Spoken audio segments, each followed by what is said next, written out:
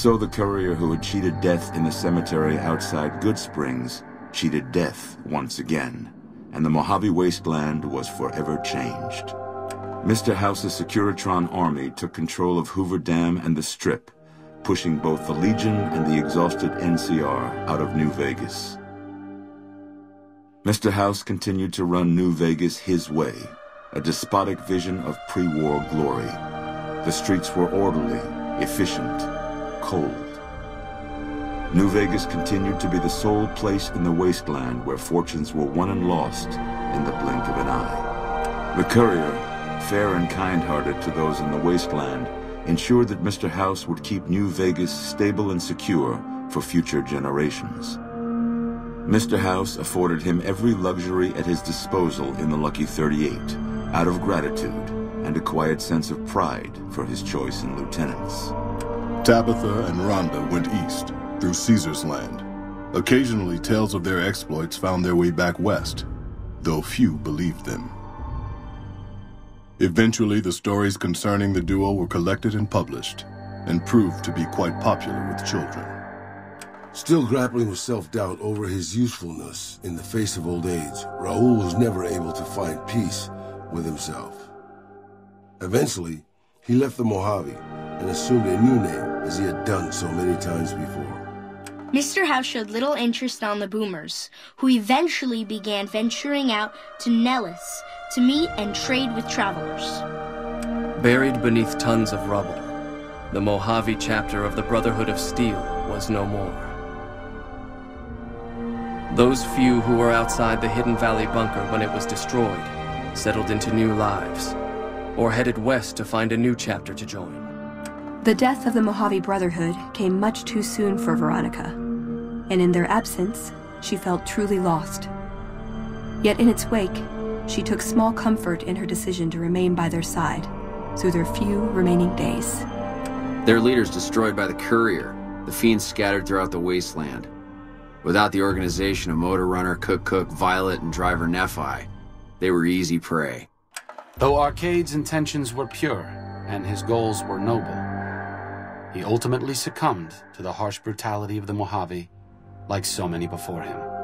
After Mr. House gained control of New Vegas, he sent a Securitron to Good Springs as a token of appreciation for helping the courier. Victor was a mixed blessing, however, as he continually monitored the town for Mr. House. Cass lived to see Hoover Dam in its old world glory, humming with power the likes of which the Mojave had never seen. Vegas burned brighter than ever. Securitrons filled the streets, and Cass's heart skipped, just a little. Her last words were to the dam, and to herself. We were going full speed ahead, but facing backwards the whole time. After generations of being beaten down, the great Khans were finally broken by the courier. Those few who avoided the courier's wrath moved north into the wilderness of Idaho, where they tried once more to rebuild.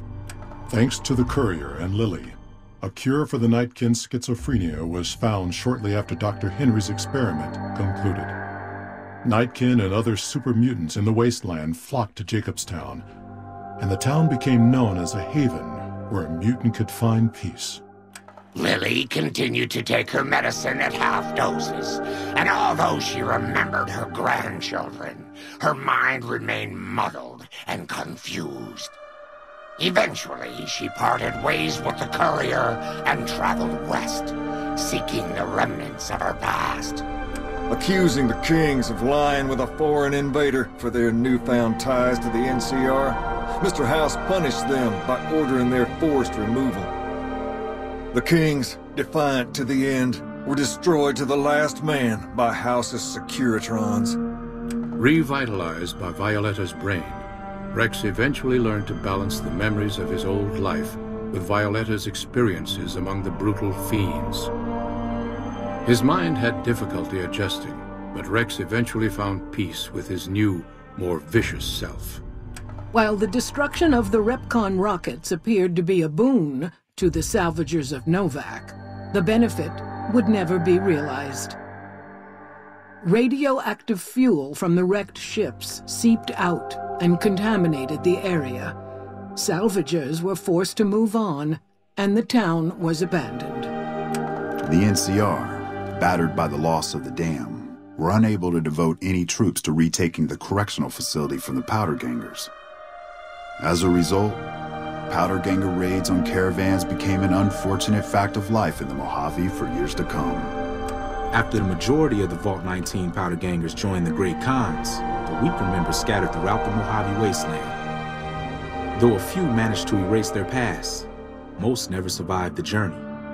Despite NCR's pledge to support Prim, they abandoned the town after their loss to Mr. House. As repayment for their NCR loyalty, Mr. House sends Securitrons to Prim to protect it and collect heavy taxes from its citizens.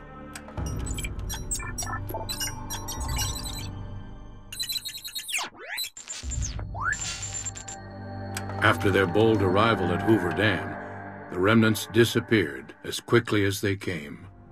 Legends of their power spread throughout the Southwest, a reminder of why people once feared the sight of vertibirds in the sky. And so the courier's road came to an end, for now. In the new world of the Mojave Wasteland, fighting continued, blood was spilled, and many lived and died just as they had in the old world. Because war never changes.